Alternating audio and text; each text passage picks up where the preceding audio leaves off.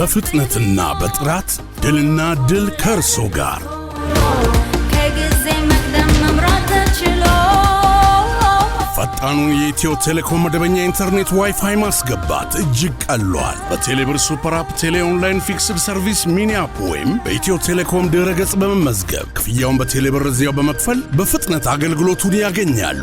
ድልና ድል ከርሶ ጋር ኢትዮ ቴሌኮም።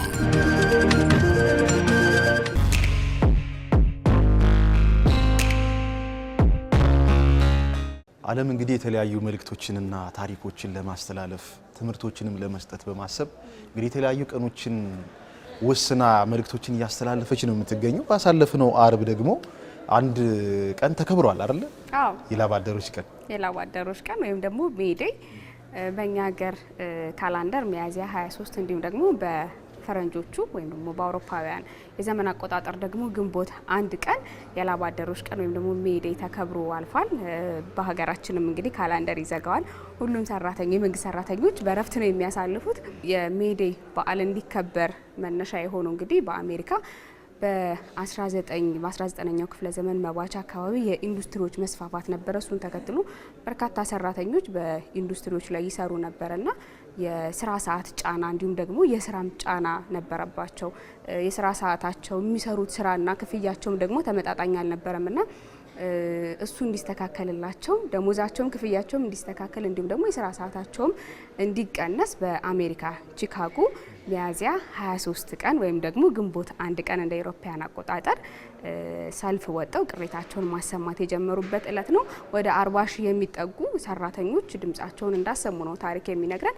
ከዛም በኋላ እንግዲህ በመላው ዓለም ሜዴይ ወይም ደግሞ የላብ አደሮች ቀን ግንቦት አንድ ወይም በሀገራችን ዘመን አቆጣጠር ደግሞ ሚያዝያ 23 ቀን የዓለም የሰራተኞች ቀን ሆኖ ይከበራል። ያኔ የተጀመረው አብዮት ያኔ የተጀመረው ጥያቄ እንግዲህ ለበርካቶች መንገድ ሆኖ ዛሬ መሰረት ሆኖ ቀኑም እየተከበረ ይገኛል።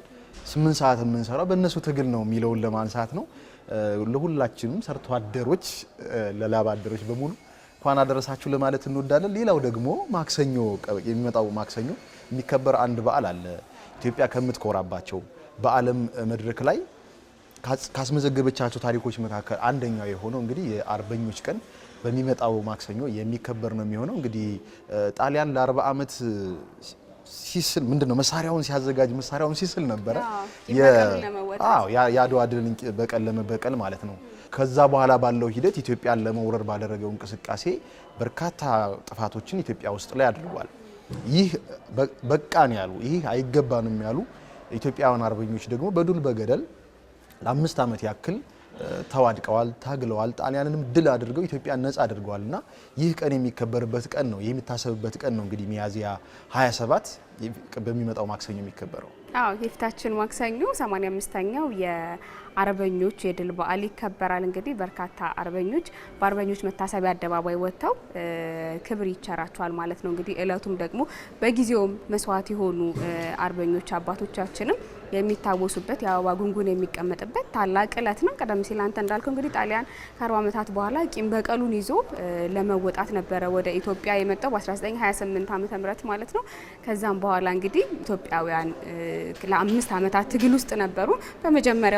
በመጀመሪያዎቹ ዓመታት እንግዲህ የነበረው ትግል አልተሳካም። ምክንያቱም በጣም ዘመናዊ የሆኑ መሳሪያዎችን ይዞ ነበር ጣሊያን የመጣው። በሰሜንና በምስራቅ በነበሩ ጦርነቶች የማይጨውን ጨምሮ ድል አልቀናንም ነበር። ከዛ በኋላ ግን ከ5 ዓመት በኋላ ሚያዝያ 27 ቀን የኢትዮጵያ ሰንደቅ ዓላማ ዳግም ከፍ ብሎ የተውለበለበበት እለት ነበር። ይህንንም ለማድረግ እንግዲህ በርካታ ኢትዮጵያውያን አርበኞች ዱር ቤቴ ብለው ዱርን ቤታቸው አድርገው ሲታገሉ ቆይታን አድርገዋል። አርበኞች ብቻ ሳይሆን የሃይማኖት አባቶችም ህዝቡን የገዘቱበት እለት ነበረ። ኢትዮጵያውያን ሰው አይደለም መሬቱ መገዛት የለበትም እጅ መስጠት የለበትም ብለው ያወገዙበት ግዝት ያደረጉበት ነበረና ከ85 ዓመታት በኋላ እንግዲህኛ በድል በኩራት ቀና ብለን እያከበርን የምንገኘው በዓል ነው። እዚህ ላይ በጣም የሚገርመኛ እንደ ታሪክ ግጥምጥሞሽ አለ። ጣሊያን ወደ ኢትዮጵያ የገባው በ1928 ሚያዝያ 27 ቀን ነው። የኢትዮጵያ ባንዲራ የሚወረደው በዛች ቀን ነውና ድል አድርገው አሸንፈው የኢትዮጵያ ሰንደቅ ዓላማ ዳግም የተሰቀለው ደግሞ በ1933 ሚያዝያ 27 ነው። በወረደበት እለት በወረደበት ወር የኢትዮጵያ ሰንደቅ ዓላማ ከፍ ብሎ ተውለብልቧልና ይህ የታሪክ ግጥምጥሞች በጣም ደስ የሚል የሚደንቅ ጉዳይ ነው። ስለዚህ ዕለት ስናወራ ሌላ አንድ ነው የሚደንቀኝ ነገር አለ። ይህም ምንድነው እንግዲህ የ1888ቱን የአድዋን ጦርነት ስናስብ ድል ከተደረገ በኋላ ምርኮኞች በስነ ስርዓት ሰብአዊ መብታቸው ተከብሮ ነው ምርኮኞች እዚሁ መቅረት የሚፈልጉ የቀሩት። ከዛ ውጭ ያሉት ደግሞ ወደ ሀገራቸው የሄዱት ምንም አይነት የሰብአዊ መብት ጥሰት ሳይደረግ ማለት ነው። በ1933 ዓመተ ምህረትም እንግዲህ ቀዳማዊ ንጉስ ኃይለ ሥላሴ ይህንኑ ነበር የደገሙት። ሚያዝያ 27 ድል ከተደረገ በኋላ ባደረጉት ንግግራቸው የደግነት ታሪካችን በዓለም አቀፍ ደረጃ እንዳይጠለሽና እንዳይበላሽ አደራ ነበር ያሉት። ምርኮኞቹን በሰውነት ልክ ያዟቸው ሲሉ ነበር መልእክት ያስተላለፉትና ኢትዮጵያዊነታችን የደግነት ልክ የሰውነት ልክ መሆኑንም ያየንበት ጣሊያንን ድል ማድረግ ብቻ ሳይሆን ሰውነትን የሚያከበርንበት ሁለተኛ የድል በዓላችን ነው። መልካም እንግዲህ አሁን ያነሳሽው ሀሳብ ከማሸነፍ ድል ከማድረግ በዘለለ ደግሞ ሰው እንዴት ይከበራል የሚለውን የሚያሳይ ሀሳብ ነውና አመሰግናለሁ። በዚሁ እንግዲህ የዕለቱን ጥያቄ ለተመልካቾቻችን የምናቀርብ ነው የሚሆነው። የሳምንቱን ምላሽ የሚሸለምበት ጥያቄ በ8200 ቢን በማስቀደም ትመልሳላችሁ። ጥያቄውን ደግሞ ሶስና ታቀርብልናለች። የዚህ ሳምንት የእልፍኝ የመዝናኛ ፕሮግራም ሳምንታዊ ጥያቄያችን አሁን ካነሳ ነው ሀሳብ የሚወጣ አይደለም። ዛሬ ስለ አርበኞች አባቶቻችን እያነሳን ነው ቆይታ የምናደርገው። የዛሬው ጥያቄያችን የዘንድሮ የአርበኞች የድል ቀን የሚከበረው ለስንተኛ ጊዜ ነው የሚል ነው።